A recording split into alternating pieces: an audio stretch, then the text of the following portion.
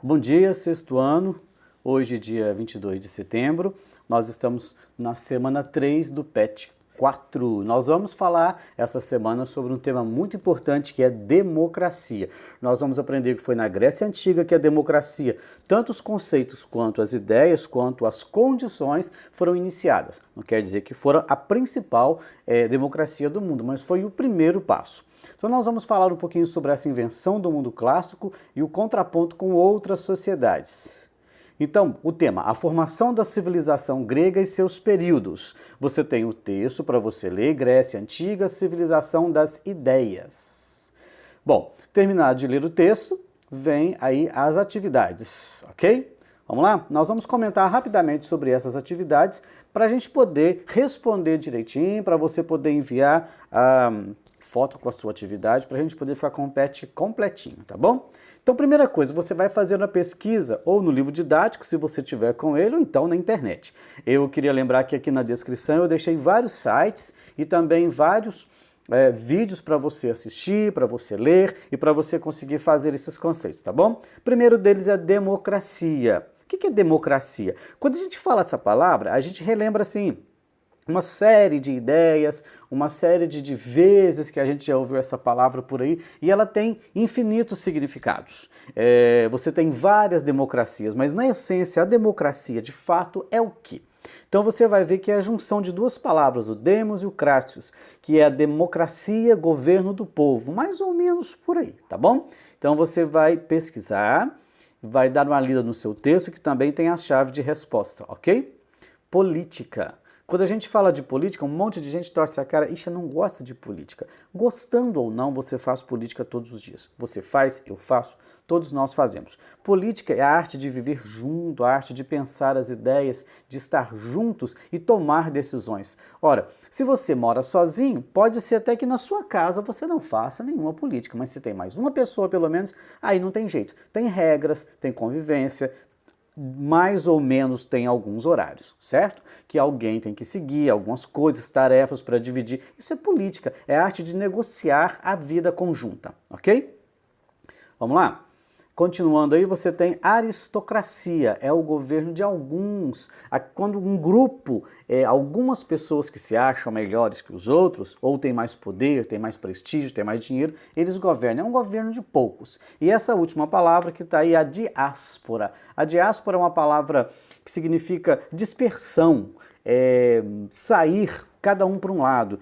Isso aconteceu durante a história várias vezes com vários povos, né? Um dos exemplos principais foram os judeus. Logo após a morte de Cristo, os romanos invadiram Jerusalém e destruíram no ano 70 o templo de Jerusalém. Os judeus, ou hebreus é povo, judeu é religião, eles se dispersaram, se espalharam pelo mundo e só foram voltar a ter a sua nação logo após a Segunda Guerra Mundial, que é o território, o país chamado hoje de Israel, ok? Isso tudo está no seu texto, também tem indicações de vídeos e filmes para você ler na descrição aqui, ok? Número 2. Explique a diferença entre genus e demos na sociedade grega durante o período homérico. Quando a gente fala de Grécia Antiga, duas observações, meninos.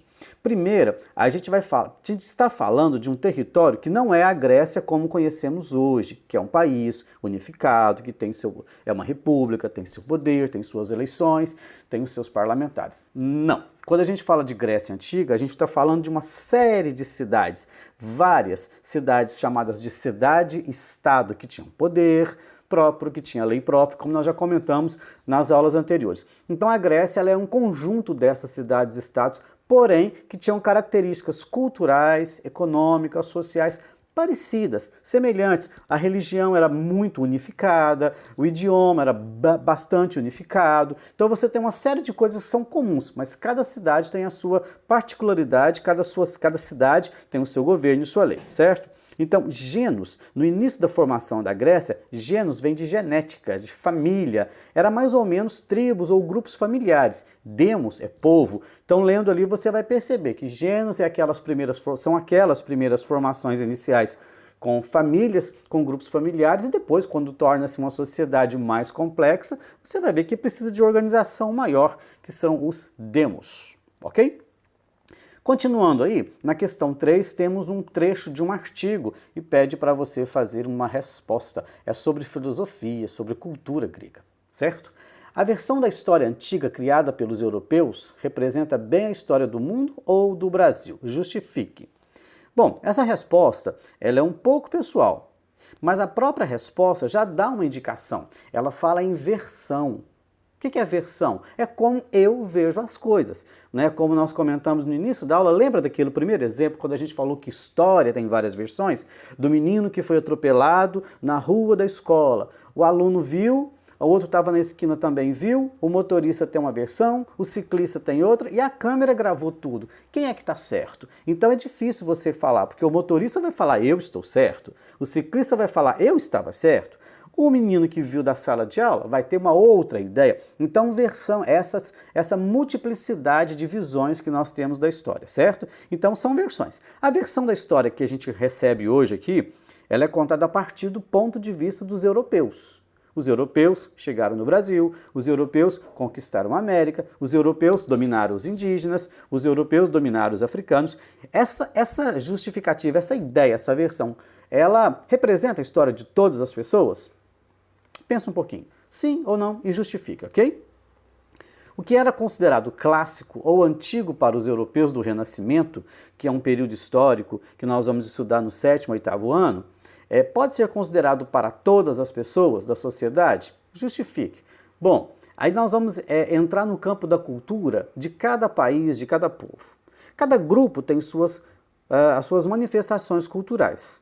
Os africanos que vieram para o Brasil tinham uma diferente das que os portugueses trouxeram e que era também, por sua vez, diferente da que já existia entre os indígenas. Será que tudo que é clássico para os europeus pode ser um padrão para todas as sociedades? O que você acha?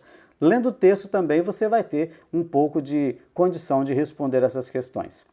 Por hoje é só, meninos. Um grande abraço, até semana que vem. Responda ao seu pet, tire a foto da sua atividade, manda pra gente rapidinho, tá bom? Quero ver lá na tabelinha, na planilha da escola, todos vocês com o pet completo, ok? Semana que vem a gente tem mais. Grande abraço.